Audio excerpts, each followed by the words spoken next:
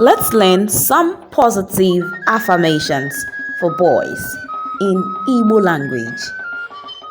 Let's go. Enwere m ike ime ihe siri ike.